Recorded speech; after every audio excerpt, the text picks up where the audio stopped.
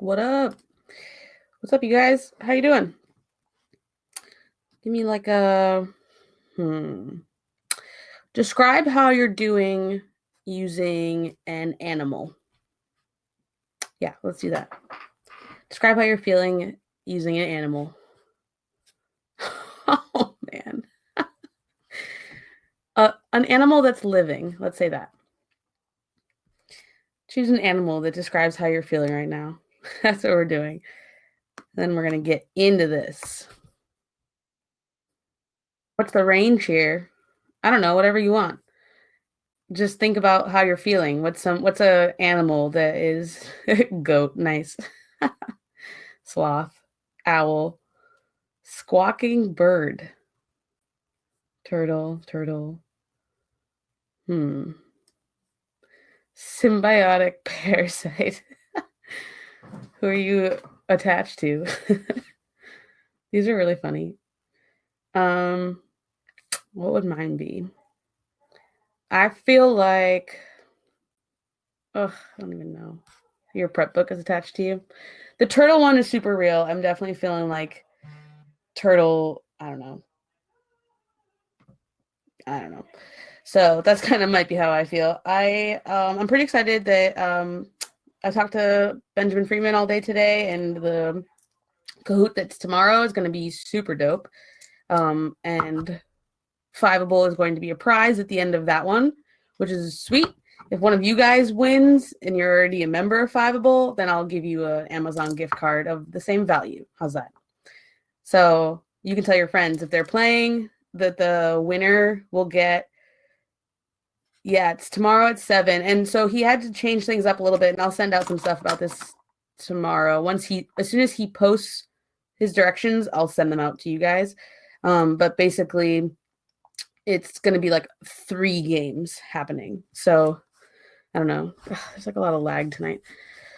Okay, so we're using the same document, the same practice exam. So this is the document. Those were the practice questions. Last night we did multiple choice. Today we're going to look at short answer questions. Let me share this with you too. So we're going to kind of write these together. I have a document up. I'm going to kind of be copying and pasting from the questions. But let me just, let's see, 2017 practice exam. Okay. All right. So anyone with the link can view, copy link. Okay, so this is where I'm going to be doing all of the practice essays, the short answer, the LEQ, and the DBQ over the next 2 days. And let's jump in. So we're definitely going to need the time. There are 4 short answer questions on this practice exam. We'll just kind of talk through all of them. Maybe we'll write through a couple to show you examples, but for the majority of them, we'll more like talk through what you would write and just kind of bullet just to save some time. Okay. Am I lagging a lot for you guys? Because I'm lagging a lot for myself. I'm just out of curiosity. It's not too bad. A little. I don't know why it does that. All right. Good to know. I'm trying to upgrade a lot this summer so that we're not even using this system because it's like good and bad.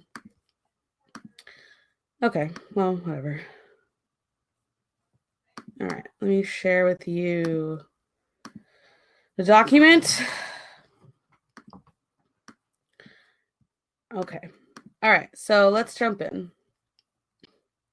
So on this practice exam, let me make this bigger. All right. Can you see it? Oh, I know, Dylan.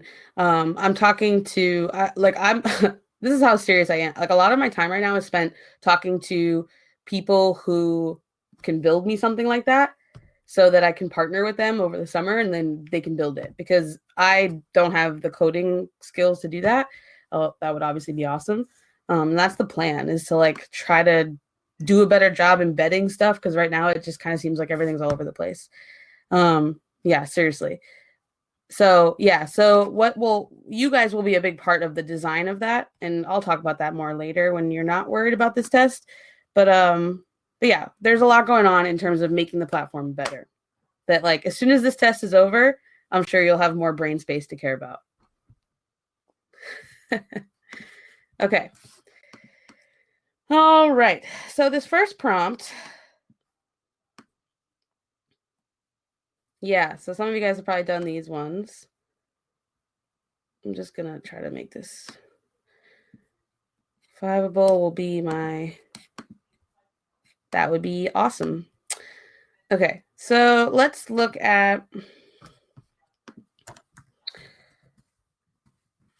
these two questions. I'm just going to make this bigger. All right, so use the two passages below to answer all parts of the question that follows. So the first thing you want to do with these types of questions is the same thing that you would do for the DBQ or the multiple choice. Read the source first. Okay, this is too much. There we go. Read the source first instead of reading the questions first or reading the actual like document. Read the sourcing first, right? Read who wrote it, what it's called, when it was written. It just gives you like having that lens, that context before you even jump in is really important. So you can kind of place it.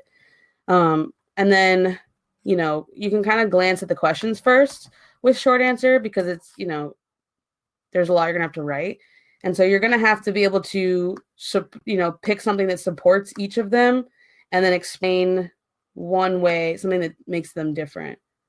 Well, we'll get to the questions after, but all right, let's read through the documents. Is there a break between the multiple choice and the short answer question? You know, honestly, I can't remember. I'll try to find the like explanations for the like course format to show like the directions that your proctor will read. Okay. Yeah, I just really don't know. All right. So in terms of, yeah, so for the short answer questions, you could get you can get documents like this, and you can get EP World Practice, and you can get images, graphs, you can get any kind of stimulus. It's the same rules as multiple choice, right? So whatever stimulus they can use in multiple choice is the same things. What type of writing utensils do we use in the test? You should use multiple choice for pencil for the multiple choice and blue or black ink for the essays. If you write your essay in pencil, they're not going to throw it out. They're still going to count it. However, it's a lot harder to read. So you want to do everything you can to make your reader happy. So just use use pen on the essays. And, you know, I know like my students freaked out all the time about using pen and then messing up, but like, it's really okay. You can mess up as much as you want. You can cross out, you can draw arrows, you can do anything. And if it gets messy, it's okay. We can write on the test booklet, right? I believe so. Okay, so if we look at these documents, right, so this is how they're set up, and let's read through them. So we've got Ronald Pulaski, The Cold War, the United States and Soviet Union. This was written in 1998, and then we have another thing about the origins. Okay, so he's debating the origins of the Cold War. So these are just two historical perspectives. So they're not written at the time. Oh, shoot. Okay, hang on a second, sorry. All right, so source one. It seems in hindsight that the Cold War was inevitable. All right, that's important.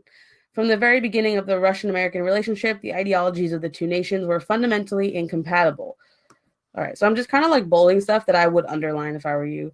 Founded in 1776, the young U.S. was Republican and democratic. Russia, on the other hand, was an old autocracy, hostile to democracy, xenophobic, and known for ruthless suppression of its numerous subjects. There was another factor that seemed to make eventual conflict between the two nations inevitable. Both were expansionist states whose respective spheres of interest would eventually expand to global dimensions. All right, so there's some key points here. Basically, he's saying the Cold War was inevitable.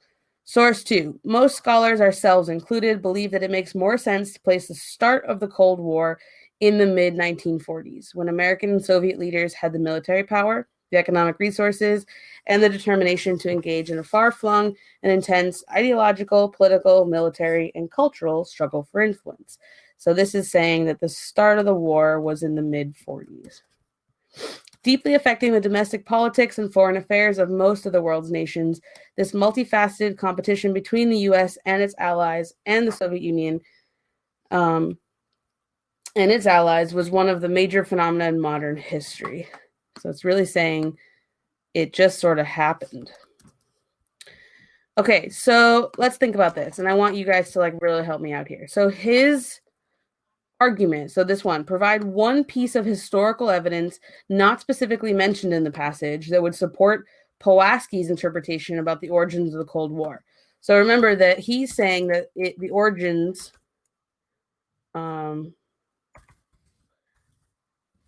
were that what?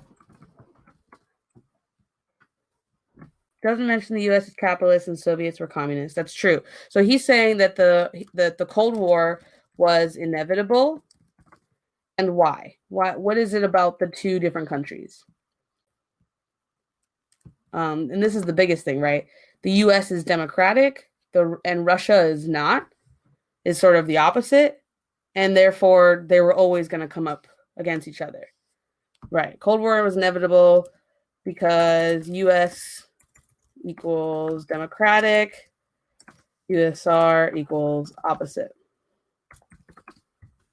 Okay, so what kind of evidence could you use to support that? Because he doesn't really mention, anything super specific.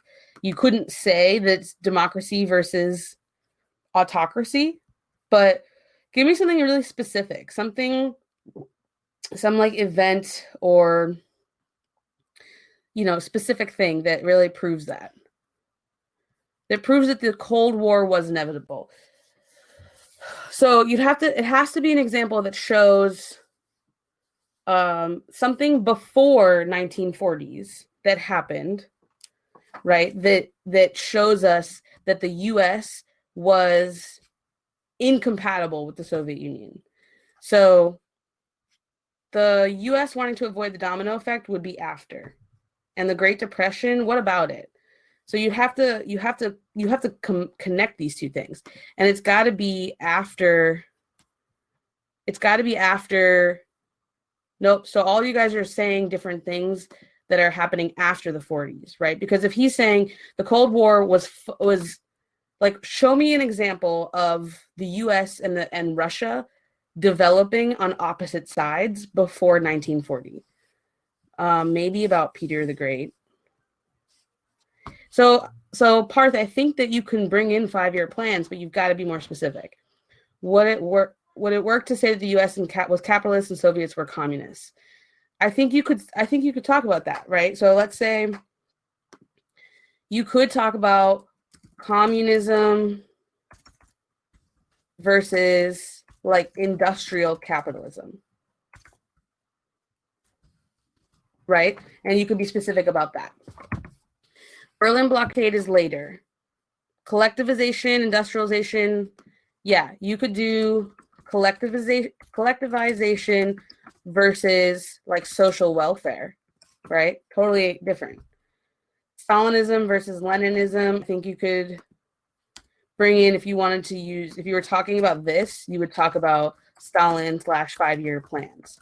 So like 5-year plan, for example, wouldn't be the answer. It could be one of your pieces of evidence. It's like one of your if your answer is collectivization, it sort of shows that. The Bolshevik Revolution, 1917, how that led to Lenin with the 5-year plans. Yes, but you still have to connect that to the Cold War. It's like, what about something, that they've done? And I mean, maybe, so like that's the key here, is that it has to connect to the origins of the Cold War. So I think you could talk about even when Russia pulled out of World War I, that's when like the U.S. joined World War I. So they like didn't want to fight on the same side. U.S. joined World War I, didn't want to fight on same side. That's a key point, right? That's an example of like something that happened before 1940s that shows tension between the two. They did fight on the same side in World War II, but it was more of like their enemy was you know, it's like my enemy's enemy is my friend kind of thing. And so in World War II, it was like a little bit different. But in World War I, a lot of Americans were kind of petty and didn't want to join because it meant joining on the same side as the Russians. And once they exit after the Bolshevik Revolution, that's one of the reasons why, like among other things, why the US ends up joining. So, okay. So that's, I mean, these are some different answers you could say. What about the next one? Provide one piece of historical evidence that would support the next paragraph about the origins of the Cold War. So this guy is saying that it started in the 1940s because the Americans and the Soviets had the most power. And that was it, right? That was the game. It's two left at the end of World War II. Those two superpowers are now going to go against each other. So what's an example? Now, some of the ones you guys said to totally work now. So what's an example of the US and the Soviet Union coming head to head, fighting for power after World War II? So the Cuban Missile Crisis could work. Space race could work. Proxy wars. Yalta would be an awesome one, right? You have just like the Stalin versus FDR tensions. Berlin airlift in response to the blockade. So the Yalta Conference was one of the peace conferences where it was Churchill, Roosevelt, and Stalin met to decide what to do with Germany once they won, and like how to finish the war. And so, yeah. Can I share this again? Just scroll up. The link is there. Not in the mid-40s, but space race, or maybe Europe needs reconstruction. Yeah, I think you could do NATO versus Warsaw Pact. So the answer for this one, it doesn't have to happen in the 40s. It just has to support this interpretation that there was a determination to get this like struggle for influence. That's key, you know? Like, so just give an example of them coming up against each other for that. Okay, so explain one way in which the views of the Russian-American relationship expressed in the two passages led the authors to propose different interpretations for the origins of the Cold War. Oof. All right, so we have to basically explain why there would be a disagreement over when the Cold War begins.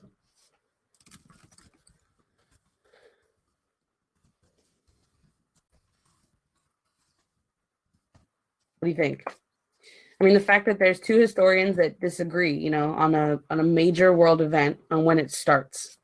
So what is it that could show why that happens? Why don't they agree on? Okay. There's never a direct conflict. It's hard to pinpoint where the war starts. I think you could talk about that. I think you could say Cold War equals tensions, no official declaration of war. That would totally work. Tensions long before. Yep. And then you could talk about no actual fighting, the telegram to Russia. You know, I'm not sure where these two are from. It doesn't say. Good question, though.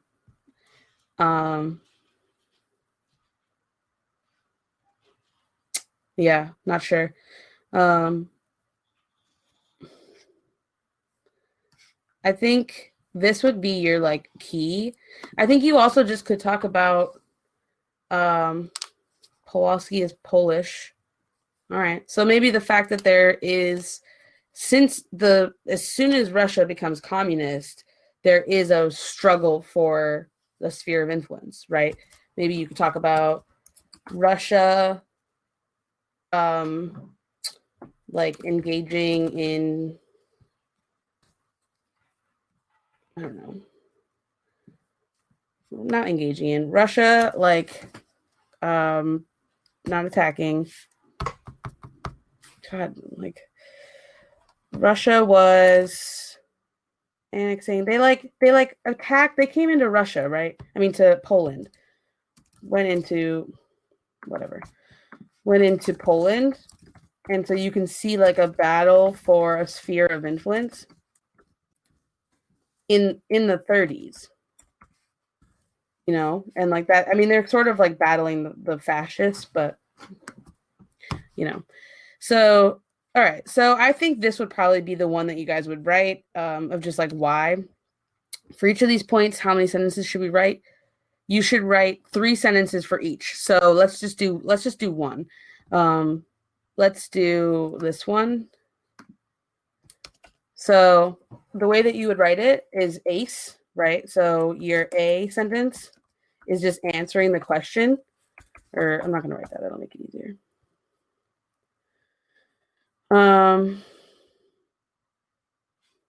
Yeah, okay. So you would write one piece of evidence historical evidence to support POWASKI was the fact that the U.S. did not want to join World War I and fight on the same side as the Russians, right?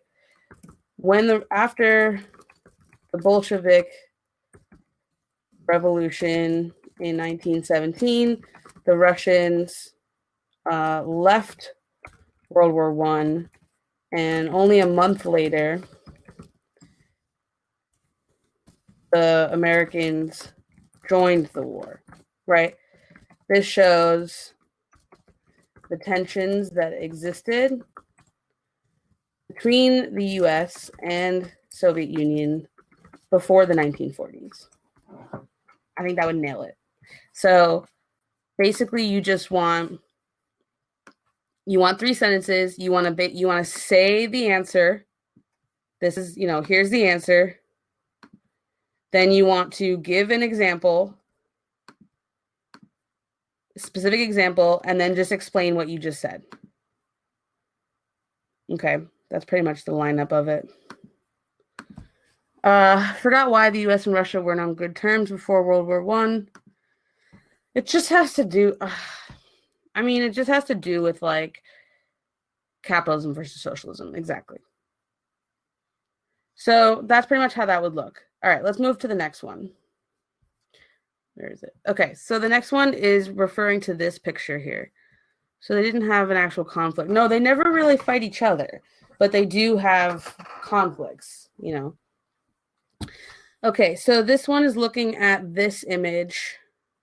Use the image below to answer all parts of the question that follows.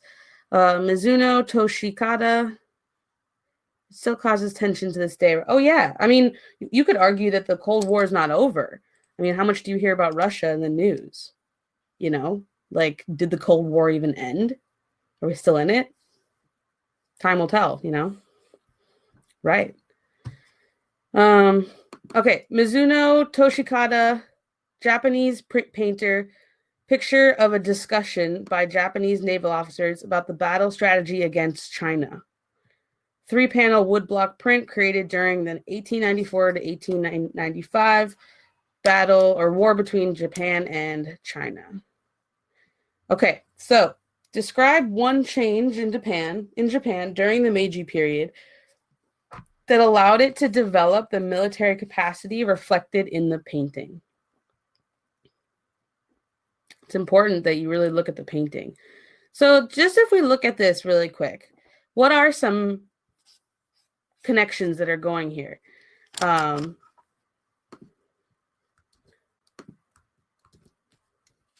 So some of you guys are saying westernization, new trade meant new Western inventions. Yep, industrialization.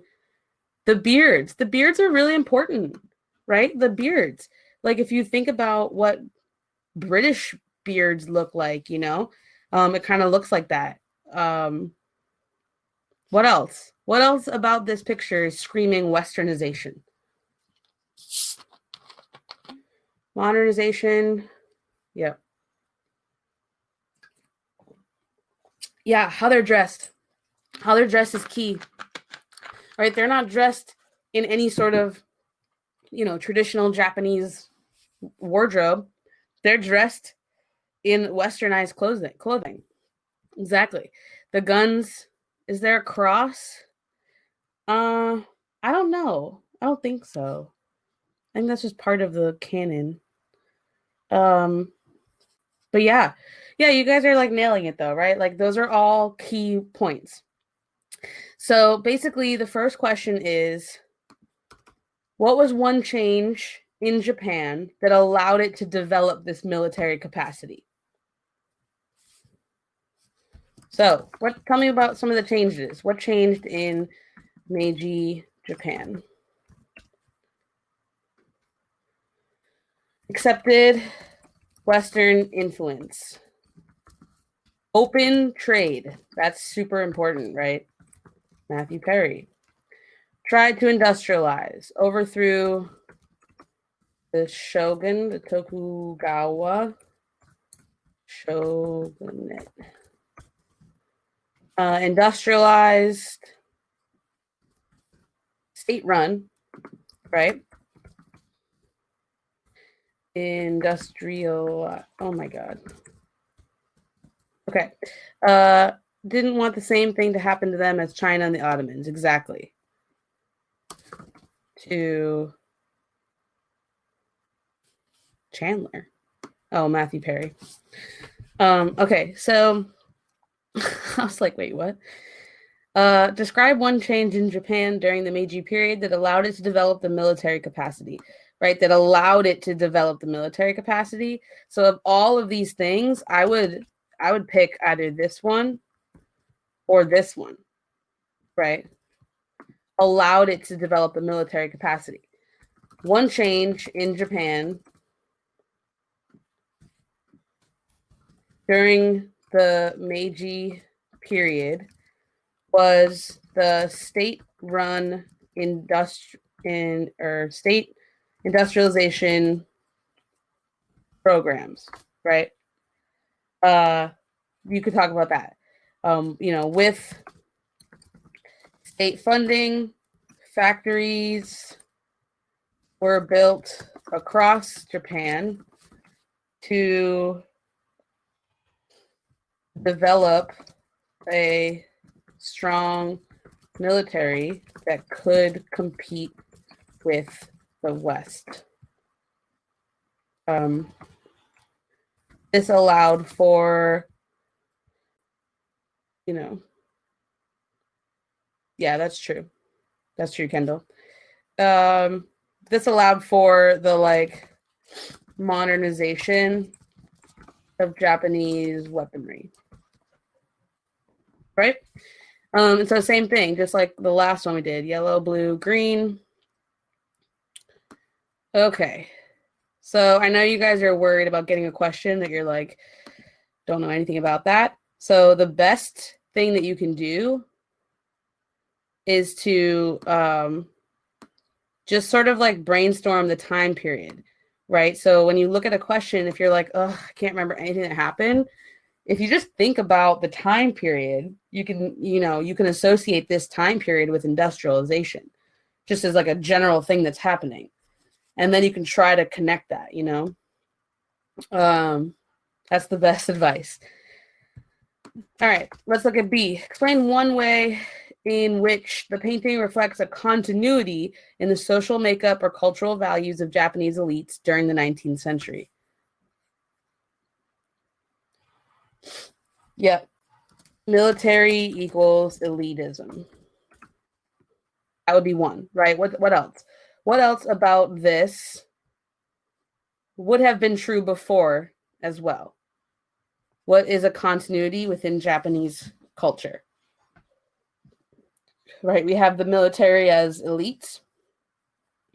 What else? It's another glaring one.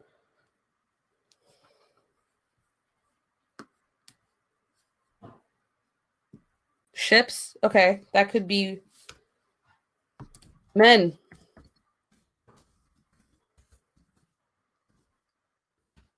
For sure, men. Patriarchy. It is woodblock, right? The fact that this is painted on woodblock painting shows a continuity.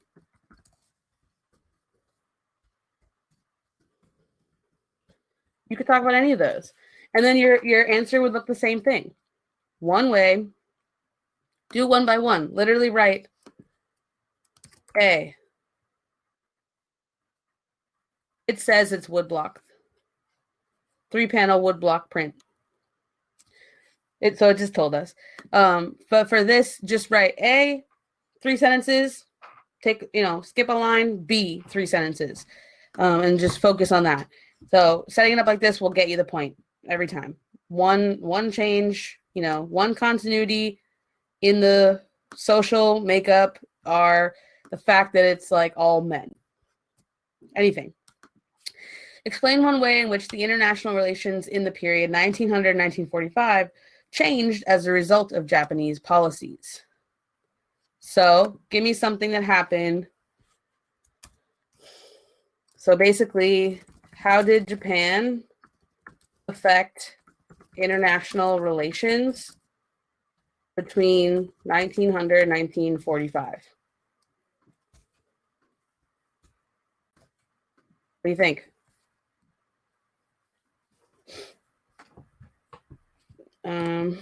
Let's see. Colonization, imperialism. So, all right. So let's see. Pearl Harbor. So if you just do some like specific examples, you've got Pearl Harbor. But even broader, you have Japanese imperialism, right? Expansion in the Pacific. That's a big part of the 1930s. You've got war with China. Yep. You have a few wars with China, actually. Opened up borders, more trade. Yeah. Colonization and imperialism are not quite the same thing because one of them, colonization is sort of a form of imperialism, but not all of imperialism implies colonization. Because you can like exploit someone without taking control of them totally. Another one that you guys missed. So I wouldn't necessarily say the Great Depression here, because the Great Depression was not as a result of Japanese policies, right? The Anglo-Japanese Treaty. Japan came out of isolationism. Yep. The Russo-Japanese War is another one. That's in 1804. Oops, 1904? 1904. Okay. So I would just use any of those. I would even say like this would probably be the easiest one to do. One way in which international relations was changed as a result of Japanese policies was as a result of Japanese imperialist policies, right? The expansion of Japan into the Pacific in the 1930s led Japan to attack Hawaii at Pearl Harbor. This sparked, the U.S.'s entrance into World War II. That works? All right, let's look at the next question. All right. Going back in time. Answer all parts of the question that follows. A, B, C. All right. Identify. So then you'll have other questions like this that don't have any stimulus. They just ask you the question. Identify one way in which Judaism influenced the development of Christianity in the period 600 to 600. So basically, what do Judaism and Christianity have in common? They do not have Jesus in common.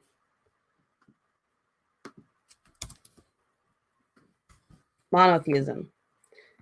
Yep. Abrahamic. Yep. They have the same. Monotheistic would be your best answer. Just because I think you could write those 3 sentences pretty easily just to show that like both religions believe in one God. And in fact, they believe in the same God, right? And then I think you can also, another option here would be the fact that they both, same origin story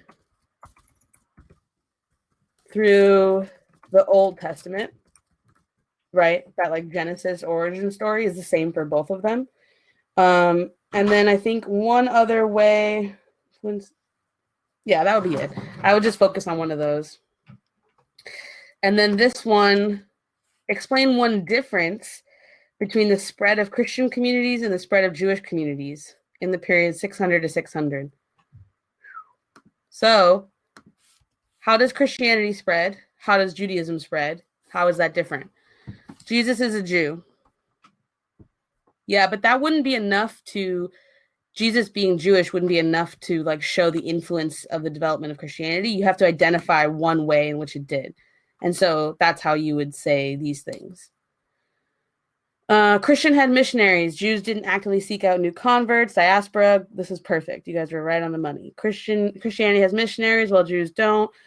Rome establishing Christianity as a state religion. Yeah, that's good too. All right, so we've got Rome established Christianity as a state religion while no state established Judaism in that time period.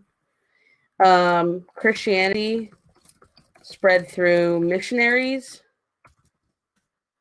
and Judaism spread through diasporic migrations. Christianity is universalizing / proselytizing, while Judaism is an ethnic religion, not seeking converts. Awesome job. All right. Explain one similarity between the spread of Christian communities and the spread of Jewish communities. So how do they spread the same way?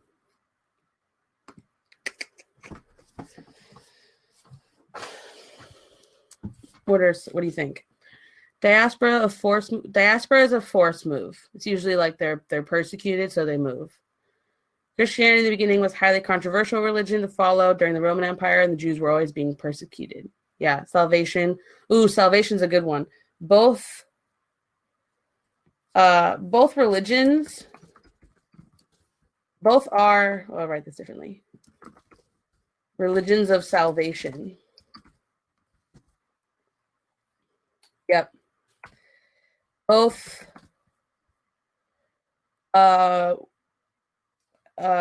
followed migrations of persecuted,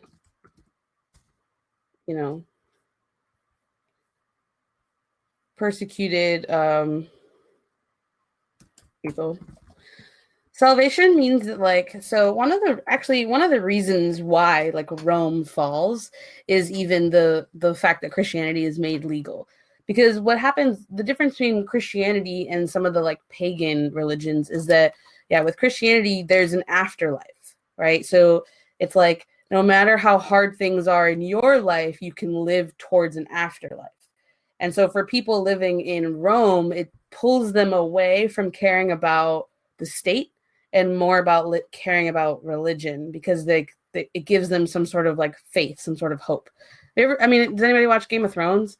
There's an entire season about that, right? Being saved by God in afterlife, right? It's similar, right? So reincarnation gives you that faith or hope as well, right? It's not just about the life, the present. It's about living for something greater. And so Buddhism has that. Hinduism has that. That's why a lot of these belief systems really catch on, because they have that. Whereas some of the pagan religions don't.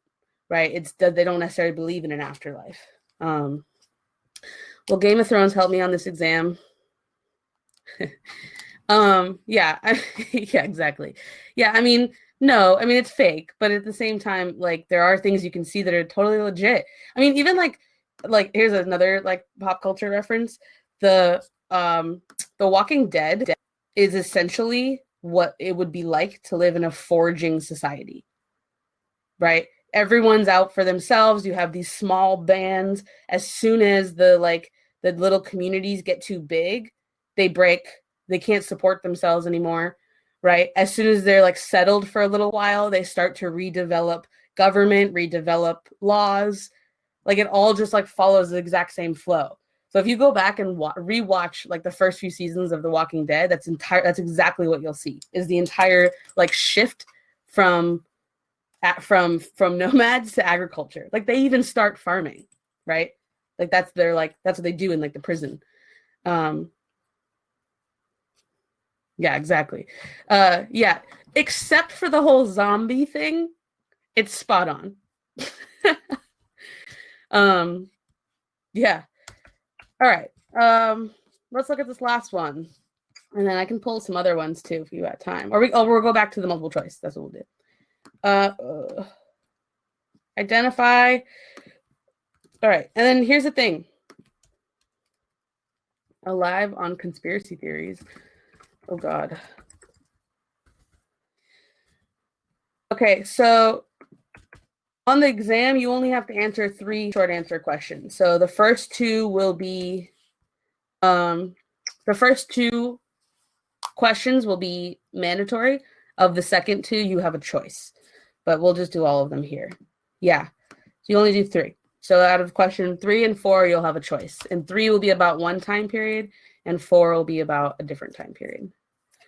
Identify one similarity in the way elites used art or architecture in Europe and in Asia during the period 1450 to 1750. So, what are some ways that the elites used art or architecture? Yeah, so to display power, show off their wealth, display wealth, promote wealth. Yeah, I guess you could say to justify. We'll say that's kind of the same way. / justify. Yep, and then I would definitely use those 2 examples, right? So let's write this one out. This one's nice and easy.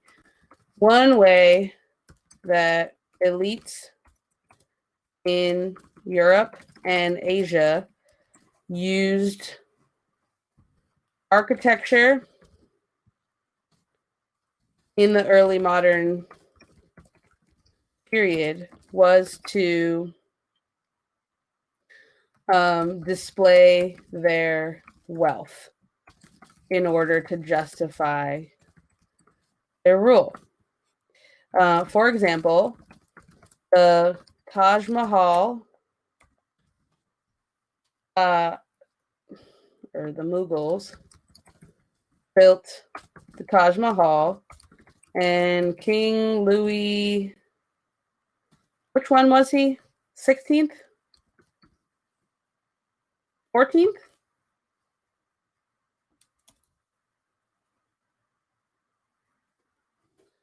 14. 16. Y'all are different. 16 got beheaded, 14 built the Versailles. Okay. All right. King Louis XIV of France built the lavish palace at Versailles. Right. Both of these examples are, we'll use lavish here, are lavish architectural feats that displayed the wealth of these empires.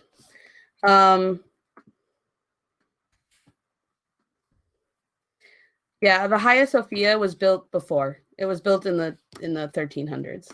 So you just have to you have to answer it based on the years that are there. So this one, right? So this is exactly how it's going to look every time. 3 sentences for, one way that this happened, for example, therefore. So if you just kind of memorize that, the order, that's what you'll want to do. Explain one difference in the way elites used art or architecture in Europe and Asia during the period 1450 to 1750. Was there a Louis the 15th? I don't know. I don't know how many Louis there were. All right, so what's something that they were different? In Europe, art was to promote lavish/religion and new innovation, while in Asia it was to retain their culture. Okay. Europe to promote but in Asia they're also promoting religion, because isn't the Taj Mahal, I guess it's a mausoleum. So Europe to promote lavish lifestyles, while Asia to retain culture.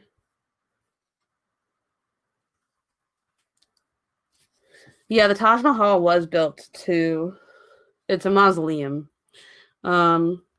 Okay, so that's one thing you could do. The order is answer, example. Instead of summary, it's like explain. It's just like explain why that example connects to your answer. Yeah, this one is really hard. You just have to, for this one, you have to like know examples of things, which is hard. Oops. Yeah. Explain one reason for the difference in the way elites used art and... Oh, okay. So if this is the difference, why were they different?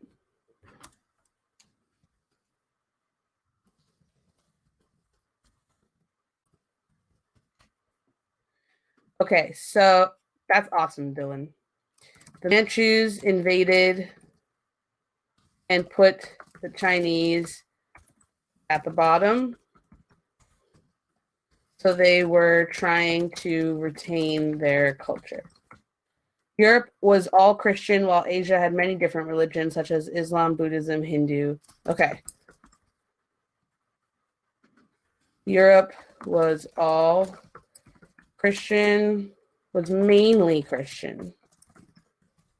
Because there was still other things in there.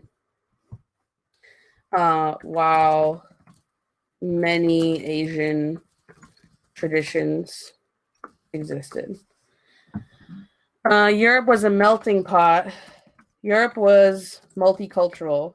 It kind of goes against that top one, but I think you can just say Europe was like connected through global trade,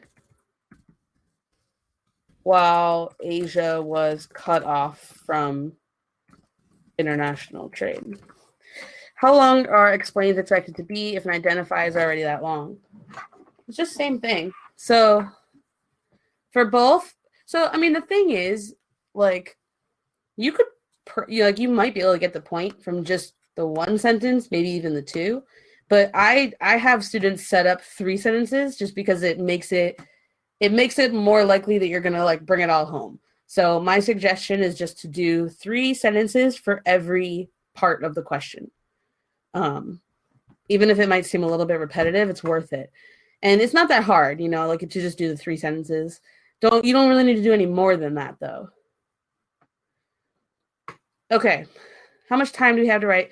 So you've got quite a bit of time. I think you have 40 minutes to do the entire short answer questions. So 40 divided by 3, you have about 13 minutes for each. Does that make sense?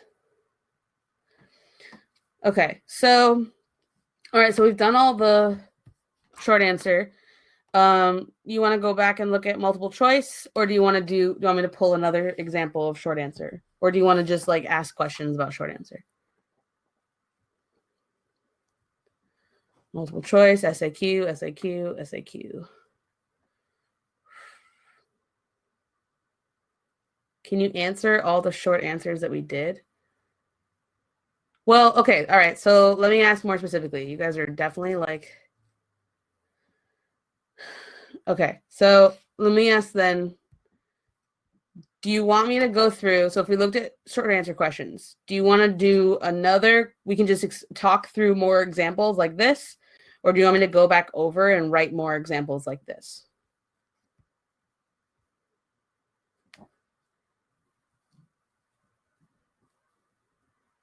New examples. Okay.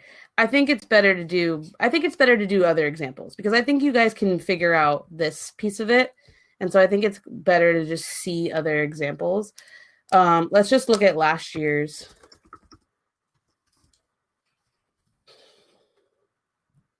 Worried about the analysis part. Yeah.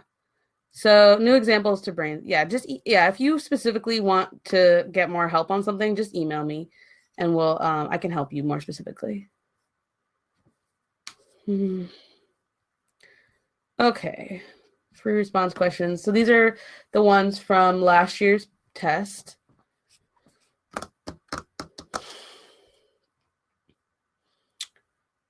Yeah, this is a good one. It's kind of brutal. Led to some really good memes last year. So, all right. So here's what they got in last year's test.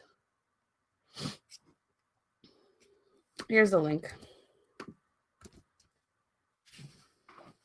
Yeah. Detail image from a scroll painted during the Song Dynasty. The image shows on the left a Chinese general of the Tang Dynasty meeting with the nomads, the Uyghur, on the frontier of China. So, identify and explain one way in which the interaction depicted in the image represents a continuity in Chinese imperial history. Yeah. The Kowtow, how do you say that? Kowtow or Koto? In respect to the emperor. Exactly. So definitely the way that he's leaning over, that bowing of respect, that's literally called the kowtow. Okay. That's what it's called. And so that would be one that you could explain that exists throughout. Another thing you could do is a tribute system as a continuity, right? Paying tribute to the generals. And another one that you can do is just the Chinese having connections with the nomadic Central Asian nomads, right? That exists throughout. You know, if you go all the way back to the Han Dynasty, it's the Xiongnu that kind of topple them. And so there's always not always like necessarily good vibes, but there's always connections between the Central Asian nomads and the Chinese. Kowtow is the bowing down here. That like what they're doing, that's what that's called. Identify and explain another way in which the interaction depicted in the image represents a continuity. All right, so there you go. So you would just have to talk about more than those. The power that the military had. Yeah, I think you could talk about the power of the military, but just to stay specific on this painting, because what you would want to do, because it says identify and explain one way in which this in the painting shows that. And so I would specifically the fact that they were ethnocentric. I mean, I would go specific to this painting.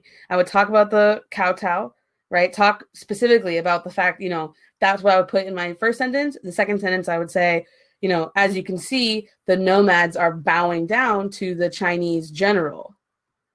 You know, that is a continuity in Chinese imperial history.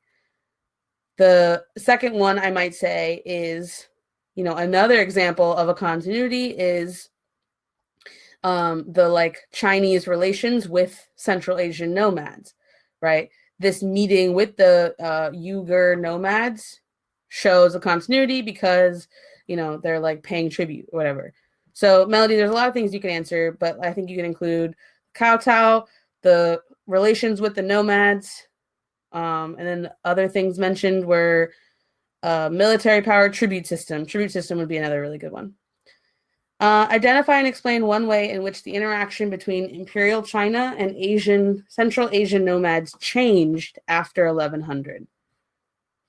So how did it change after 1100? So this image is in around 1100. So what happens? Mongols. Yep. So you would just talk about the fact that the Mongols, establish power over China. Exactly. So the relation kind of flips, right? The Han had already fallen, so I wouldn't talk about the Han here because this is 1100. So you've got the Song or the Tang Dynasty that will fall to the what's the order again? Sui Tang Song. Song falls to Yuan. Han falls in 220. Mongols invaded after the Tang and Song dynasty fell. Okay. All right. So you guys would have nailed it on that one. This one is talking about we've done this one together, actually. The Mongols fall at different times because they sort of get really involved in the different places they're in.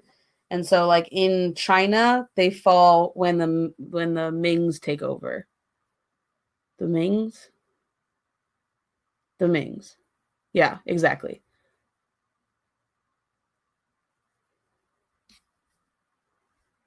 Who, me? Yeah, I know that one. I know. There's a few dates that I'm quick with. That's one. Okay, so we've done this one before. This is talking about intensifying human land use in every world region.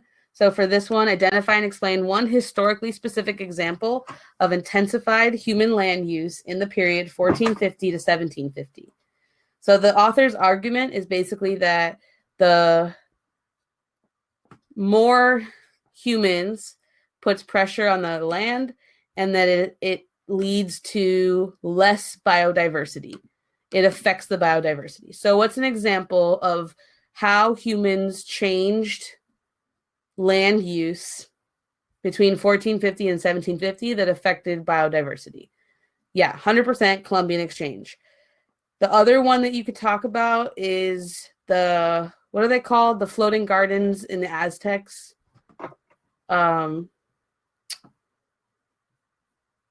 Chinampas, yes. Yep, that's the other example that you can use of agricultural, intensified human land use that changes the biodiversity. Those are the two you could talk about, Columbian Exchange and Chinampas. Identify, explain one historically specific example from before 1450. Three-field system. So pretty much any example of how humans used the land before 1450 that leads to less biodiversity. Mold board. I'm not sure what that is. Slash and burn for sure. Irrigation systems, three-field systems. Terrace farming you could use. Terrace farming starts in like post-classical era. You could use also just like the agricultural revolution. They lead to less biodiversity because when you start farming, you keep farming the same things. And so you potentially replace the things that are already there with the things you want to be there, right? You're domesticating the plants. So you're having a hand in what they're like. So the Irish with the potatoes is after 1450. So you can't talk about that one yet. Identify and explain one late 20th century development that likely explains historians' interest in the subject of the passage. So what happens in the late 20th century that shows why they would have cared about this? Green Revolution for sure. And then even just, as Kelly mentioned, pollution, like any of the the issues with, in the environment in the last 30, 40 years, global warming. And then, you could just specifically talk about the Green Revolution. Greenpeace is an example of a response to environmental degradation, right? Industrialization has spiked pollution, yes. And then we've continued. So I wouldn't talk about industrialization here because of the time period is late 20th century. I would talk more about the specific way the environment has been harmed because of human land use, right? That's the key there. And so if you talk about the Green Revolution, that's a great example. If you talk about pollution or any other soil erosion, that's a good one. You could talk about urbanization. The Green Revolution is basically in response to famine in India. It's a movement to create more sustainable agriculture that's less reliant on the weather. So like GMOs.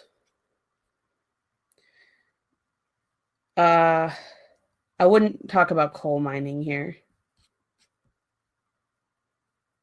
When bringing up soil depletion, how would we use as an example of that? You would have to know an example of that.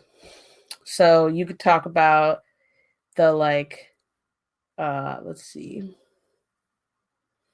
I think, yeah, there's definitely overplanting. There's definitely like soil erosion happening in like the Saharan desert where you have like, this happened like not that long ago even, where like the like skies of like Europe become like hazier because of the like sand. That's kind of a crazy example. Yeah, I would just use green revolution because that's so specific. It kind of like nails the point for you. Okay. So let's just do this last one. I did this one in a big session, so let's do this last one here, and then we'll end.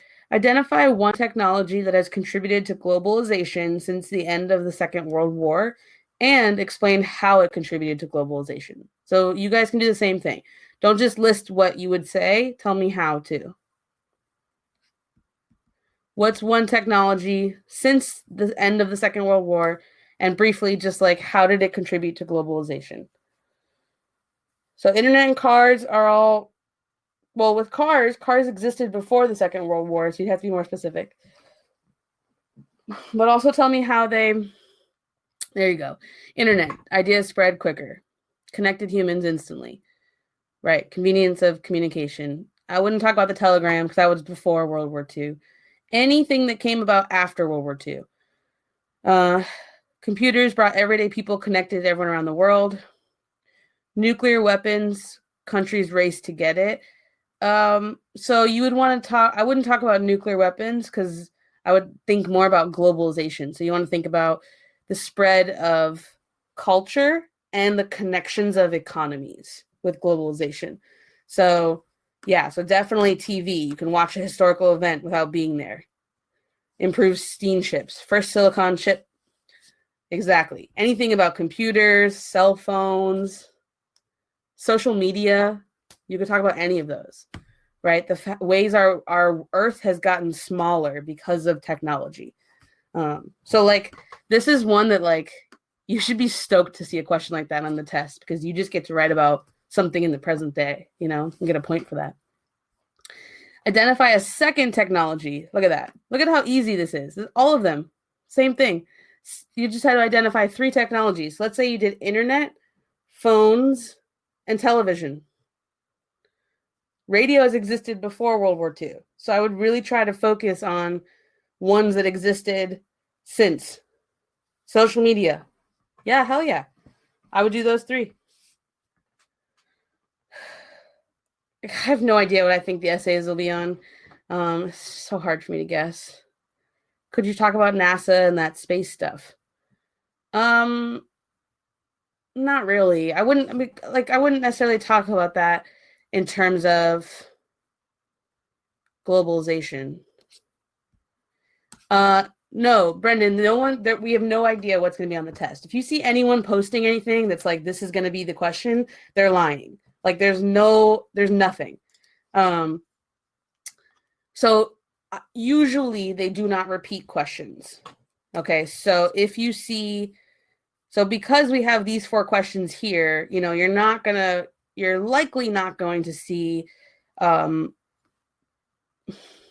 likely, it's kind of hard to tell though, but you're likely not going to see questions on the same topics, right? You know, like this DBQ last year was on the, you know, religious responses to wealth accumulation. Like it's not going to be about that. So it doesn't matter whether they made it harder or easier, your grades will be the same. So like it literally is like if the test becomes too hard, then they make it so that you need less points to get a 5. A question on Hawaii every 8 years. I've never seen like an actual thing to support that. Usually Polynesia gets overlooked on the entire exam, and you're not going to see Polynesia as like the you know, right. So you're not going to see Polynesia as like the topic of the question. You can see it being part of one. Yeah, I see that Latin America is a big topic for essay questions. Do you think there'll be at least one question about it? I mean, there have been, I feel like of the questions that we've seen, like LEQs, we haven't seen too many that focus on Latin America. So that's definitely wide open. I'm kind of waiting for a DBQ about like decolonization, and you know, that's kind of like what I'm waiting for, but it's hard to tell. Something that we definitely have learned from the APUSH essays that came out, the ones that they took have been published already. And so from the APUS essays, we know that the LEQ for sure, all 3 questions, you have an option, but they're all going to have the same skill and the same theme. So all 3 will essentially be asking the same thing, but will change the time period that they're asking you about. Which helps you because then you can think of different evidence for each one. But yeah, so for APUSH, it was very heavily economic, which drove some teachers crazy. But that doesn't tell us anything about our test. Like, we don't know what ours will be. We just know that the LEQs will be all the same skill. So they'll all be CCOT or causation or comparison, and they'll all be the same theme. How often is there stuff like women's rights? There's been stuff before. They don't release multiple choice questions because they theoretically can use them again. Like, you could get a question that's very similar, probably not the exact same, but very similar to questions they've posted before.